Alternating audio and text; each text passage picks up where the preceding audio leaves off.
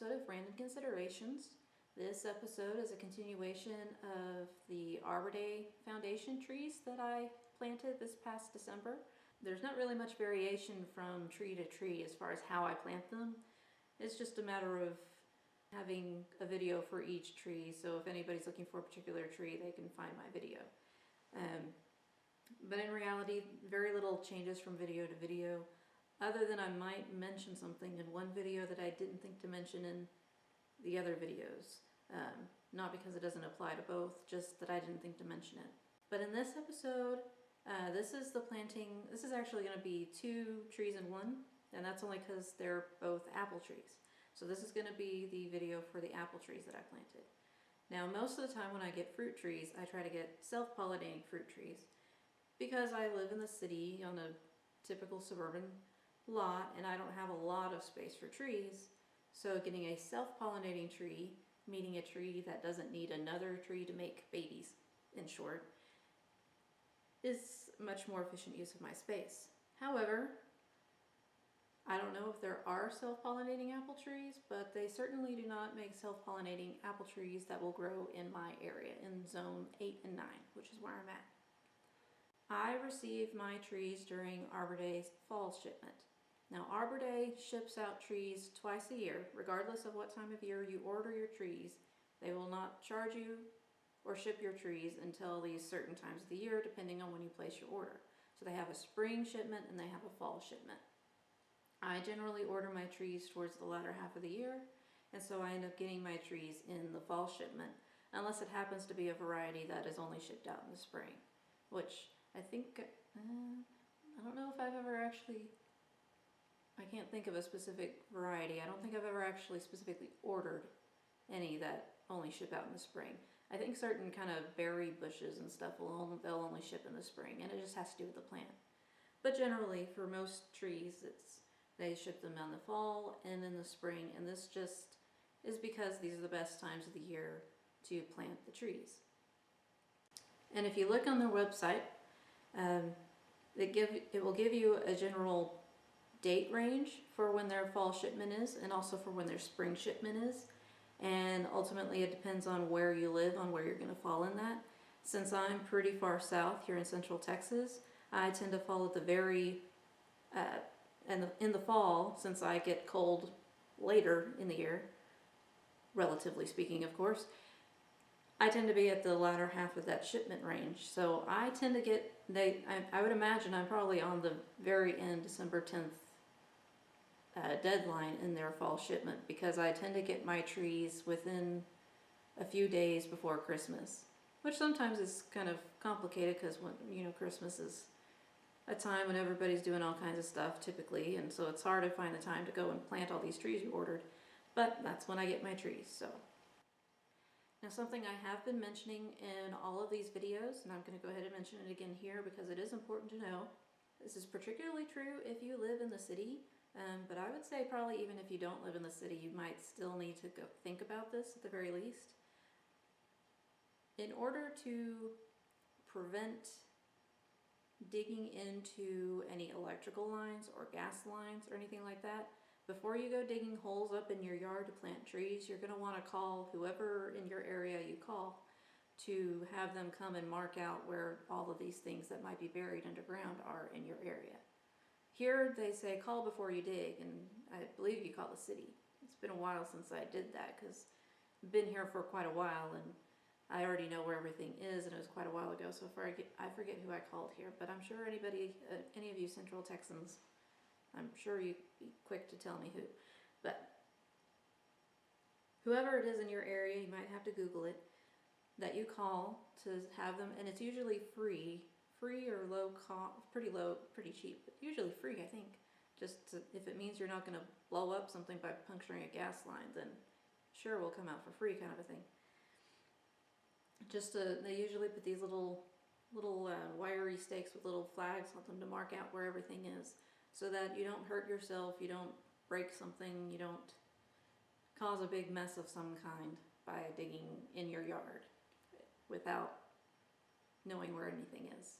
So before you dig for your plants, call before you dig is the phrase around here. So the apple trees that I got It's hard to find a variety of apple trees that are actually going to grow in central Texas. It tends to be a little bit warm for the average apple tree. But the apple trees that I got are zoned for zones 3 through 8. Now where I am, I'm kind of in the north Austin area. So I'm right at where zone 8 and zone 9 meet in this particular part of the world. So I tend to be on the getting a little warm for zone 8, getting a little cool for zone 9 kind of a deal, which is a very simplistic way to put it because the climate is a lot more than temperature. But I'm between 8, I am both 8 and 9 because I'm right at that border. So because these trees go down to zone 8 but not to zone 9, I did want to plant these trees in a somewhat shadier part of my yard because I am concerned that being an apple tree, even though it's a slightly more resilient tree, I'm concerned that it might get a little too hot in a more full sun part of my yard because I am as far south as I am. So I did plant them in a an area of my yard that gets a little bit shadier sooner in the day than some other parts of my yard do. Now, this is actually my second year to order these trees. I actually ordered these trees last year and planted them, and they did great. So I decided that it might be nice to have a couple more. So I ordered one of each variety that I bought last year. I ordered them again this year. So now I have 2 of each variety. Now the varieties of apple tree that I ordered the Lodi apple, and I ordered the early harvest apple. And I ordered these 2 varieties because according to the Arbor Day website, these 2 varieties tend to pollinate well with each other. And I believe it was the early harvest I saw first, and I saw it was zones 3 to 8, so you know, it was at least partially in my range. And then I was also looking at the other bullet points for it and saw that amongst the other things it says that it's good for cooking, which that's what I want my apples for, is to be good in like pies and that sort of thing. But on the bullet points it also said that you would want to pollinate the early harvest with certain other varieties of apple as opposed to just having 2 early harvest. And the varieties that it lists were Lodi, Red Jonathan, and Red Delicious. Now I don't know if there wasn't really a specific reason I chose Lodi in particular. I think I just might have liked the name. But I think more than anything I chose Lodi because both the Lodi and the early harvest are yellow to green apples, and those tend to be better for pies and that sort of thing. Particularly the Granny Smith apple, it's green and it's really tart. According to the site, the Lodi apple and the early harvest tend to be pretty tart apples, as opposed to the Red Delicious, which tends to be on the sweeter side and isn't as good for apple pies. So for me, that's the kind of apple that I was going for, was apples good in pies.